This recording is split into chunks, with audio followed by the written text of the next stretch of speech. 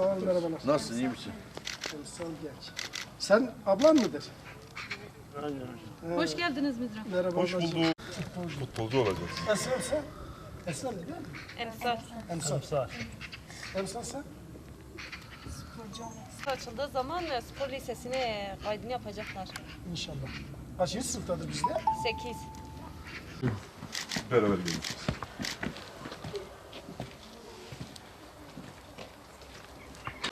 Müsait misiniz? Peki. Buyurun. Bu tarafa mı geçiyoruz? Peki. Merhaba ablacığım. Merhaba. Ne güzel misin? Sen 8. sınıfta mı okul bırakmıştın? Niye 8. sınıfta okul bırakılır mı? Hani şimdi başka bir sınıfta bıraksan amenna. 8. sınıfta insan okulu bırakır mı? Şimdi şöyle, bizim spor lisemiz var. Bizim okul müdürümüz burada. Sizi sınavlara kadar yetiştirecek bu dönem. Tamam mı? Oradaki o elemelerden geçtikten sonra bizim spor lisemize kayıt olacaksınız. Spor lisemiz çok güzel. Orada hem kız öğrencilerimiz hem erkek öğrencilerimiz var. Pansiyonumuz var.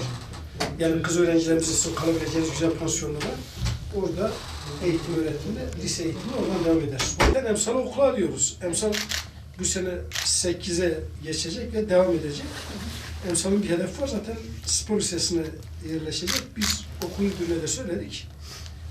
Okul müdürümüz ona göre bir yetiştirecek. Şimdi sen de Bulanık Uzgör'de ortaokul mezunusun. Seni de açık liseye kaydedelim.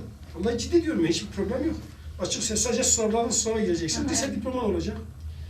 Ondan sonra lise diploman olduğun halk eğitimleri üzerinden usta öğretici belgesi alabilirsin. Ne bileyim yani istediğin bir şekilde, rahat bir şekilde bundan sonra hayatına devam edersin. Hatta lise diplomasından sonra üniversitede girebilirsin. Şu anda 70 yaşında, 65 yaşında, 50 yaşında üniversiteyi bitirenler var. Sen zekiliğine benziyorsun ablacığım. Tamam. Olur mu? Olur, niye olmasın? Ben okulu bırakmak zorunda kaldım. Bugün eve öğretmenlerim geldi. Benimle konuştular.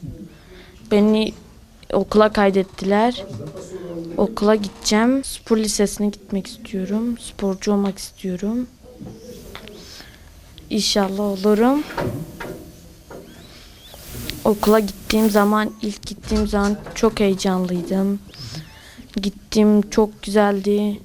Yurdu çok sevdim. Oradaki kızlar çok bana iyi davrandılar.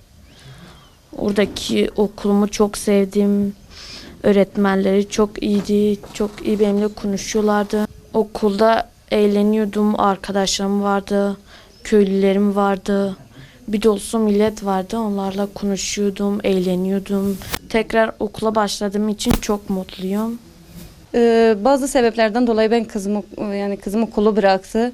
Yani şu an Milli Eğitim Müdürleri, öğretmenleri gelmiş, yani gurur duyuyorum onlardan. Yani kızımın hedeflerine ulaşması lazım. Kızıma yardım ediyorlar. Sağ olasınlar. Yani güzel, yani liseyi de bitirmek yani gayet çok güzel. Belki ileride daha büyük bir şeyleri kazanmalıyız yani, bilmiyorum. Bilmiyorum artık, yani teşekkür ederim onlardan yani. Çok bereketli bir gün oldu.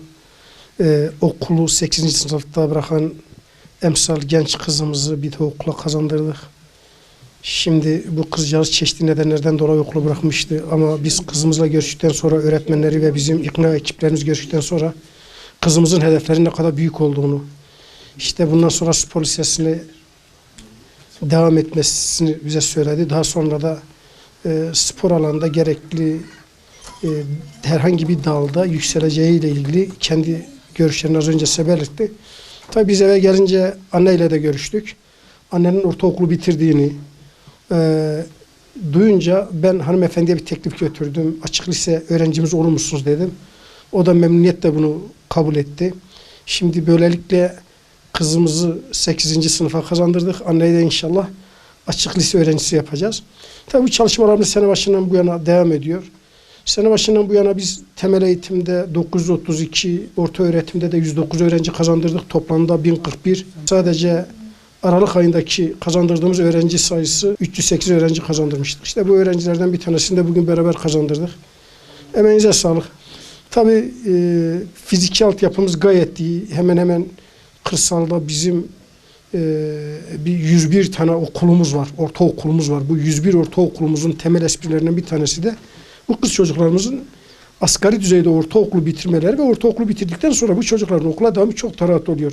Şimdi geçmişte kırsalda kız çocukların okula devam problemleri vardığı için çocuk ilkokulu bitiriyordu. Baba hadi ortaokul hadi lise uzun bir süreç oldu. Ama şimdi kapısının önünde ortaokulda bitirdiği için artık böyle bir süreç yaşamıyor. Zaten dikkat ederseniz şu anda okul terklerinin olduğu yerler kırsal yerlerdir. Ortaokulların olmadığı yerlerdir. Bunlar bizim yatılı bölge öğrencilerimiz.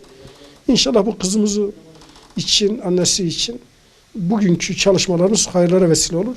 İro em günde takdeliyene seri salıverda muallimeme tevi müdür yardımcısıyeme ikna ekibi şeklinde van ekiba zarımeku mektebi terktiken zarımeku nayne mektebi bu anda servan dıkhabetin hingi mektebi ve biye hatta sonavi dönemi hazar çiliyek öğrenciyeme mecmuali van hıldani mektebi İrojil ve günde takdeliyene qize kimi he navi emsale ev qizame 8. sınıfda mektebi terkiriye inşallah ev döneme peşeme vere mektebi aynı zamanda diya qizameci ortaokulu xılas ki ev jivere açık liseye qeydoyu be yani rojame iro rojaki bereket diye hem diyavi hem qizame bhavra her diyacı kabul ettirke ve okullaştırdık. Jiboyuji em gele şabun es spastik. من milli eğitim ji lise hatine ji bona qizamın 8. sınıfı nivida heştibû ne çümeytebe me taze qaydo elde lise diçe lise ji bona meytebe milli eğitim hatiye malame ji bona xwendina wî em çeyne meytebe xude ji wan razî be ji bona hinekî tişta mewîne çanda meytebe li ama niha diçe ki ve zan meytebe ratê eji orta xolê min xilas keribû açık öğretmen lise qayda lise çekiren ji bona meytebe eji xwe qeyd kim ha xude ji wan razî be malwana